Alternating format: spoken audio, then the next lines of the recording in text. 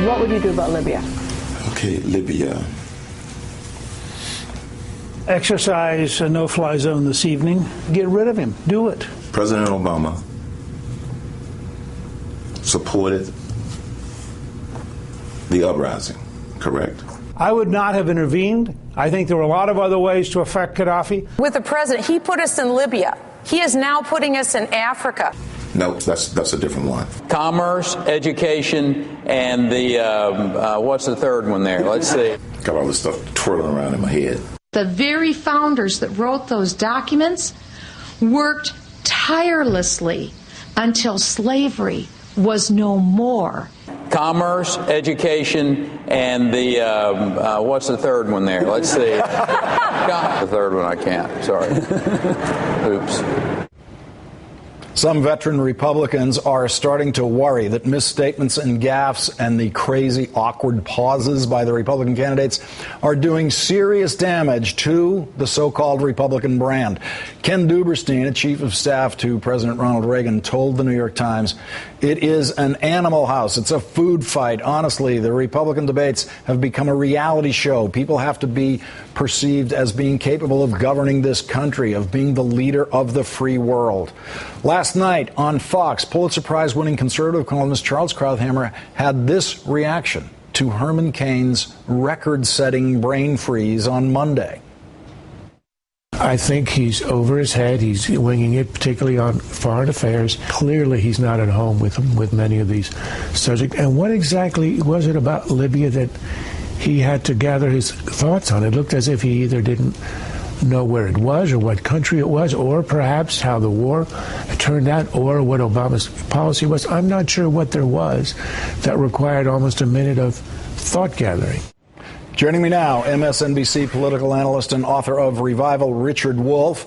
Also, New York Times political writer and CNBC chief Washington correspondent John Harwood, who moderated the CNBC Republican debate. Thank you both for joining me tonight. Thanks, Lawrence. Sure, Lawrence. Now, Herman Cain has offered an explanation of exactly why that big pause came into his answer on Libya. He said, "I'm not supposed to know anything about foreign policy. Just thought I'd throw that out.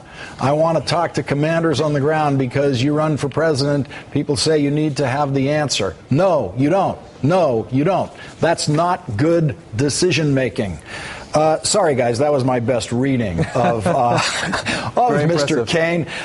John Harwood, is that the answer that Charles Krauthammer was looking for? No, it wasn't. And, you know, Herman Cain has a point to some degree. You can't know what all the situations you're going to encounter, especially in foreign policy, when you become president. So to some extent, people are examining and scrutinizing candidates to get a sense of how their mind works, how they absorb information, how they can react in a crisis.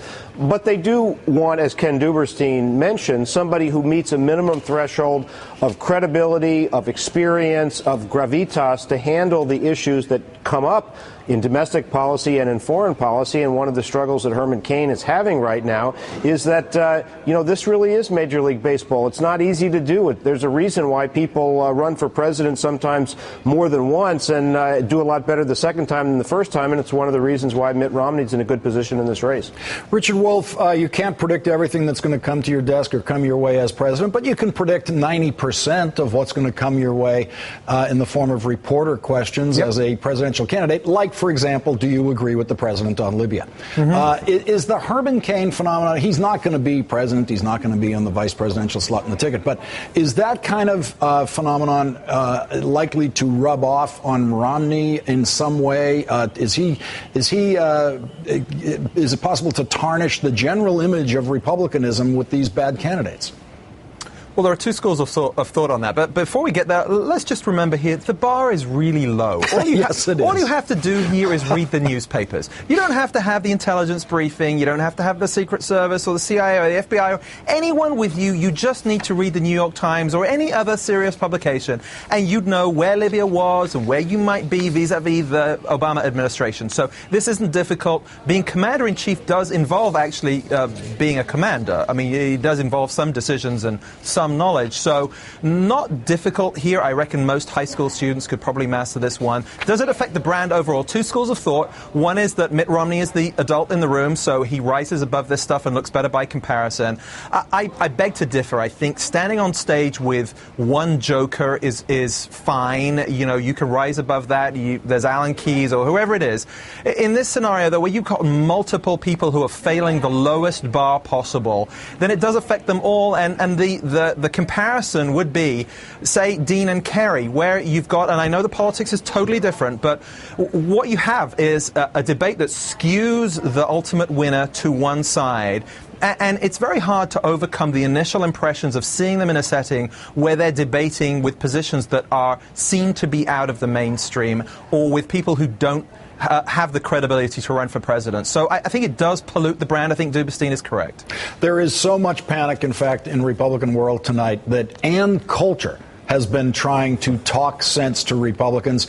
Here she is last night on Fox. If we don't run Chris Christie, Romney will be the nominee and we'll lose. I think the big division among Republicans right now are those who think, oh, absolutely, this is going to be 1980. We're running against Jimmy Carter. Obama has wrecked the economy like Jimmy Carter had. We just need to get the most right-wing candidate in there. And then there are those of us like me and apparently Governor Christie who think this guy is going to be tough to beat. And the idea that we just pick the most right-wing candidate without any concern about who's going to win is suicidal for the Republican Party. It is going to be and is the strongest candidate to beat Obama is Mitt Romney. And, you know, I'm a little tired of these Johnny-come-lately conservative purists. Where were they when we were running John McCain? For Pete's sake, Romney is 1,000,000 times better than McCain. Who can you send in the debates against Obama? And I think, hands down, that is Mitt Romney. There's Ann Coulter getting behind Mitt Romney. Finally, the little piece of tape at the beginning of that, which I was actually trying to save to the end, was Ann saying months ago that it would be a disaster if they nominate Romney because he will obviously lose. John Harwood, there seems to be now a virtual unification around the idea of Romney. Somehow they're going to have to talk Republican primary voters into that. They do. Now, Richard and I are both in New Orleans where there's a bipartisan policy center meeting. And I got to tell you, among the Republicans that I talk to here, there is a general presumption that the only candidate in this field who has a chance to actually win the nomination is Mitt Romney. The good news for Republicans is it only takes one. And Mitt Romney was not in any of those clips you played. He has not made big mistakes so far. And I've got to say, I disagree with Richard. I think once you get a Republican nominee and you essentially have a general election race, once that becomes clear, Mitt Romney becomes the Republican brand. And to the extent that there is rub-off damage on Romney from damage to the Republican brand, it's more likely to come from Republicans in Congress than it is for the people running against him for the Republican nomination. Richard Wolff, squeeze in a quick last word here. Well, it's true. When you have a party that is willing to gamble with a full faith and credit the United States and say default is okay, the brand has bigger problems than just the people on stage. Yeah, that's true. John Harwood and Richard Wolff, thank you both very much for joining me tonight. Thank you. My pleasure.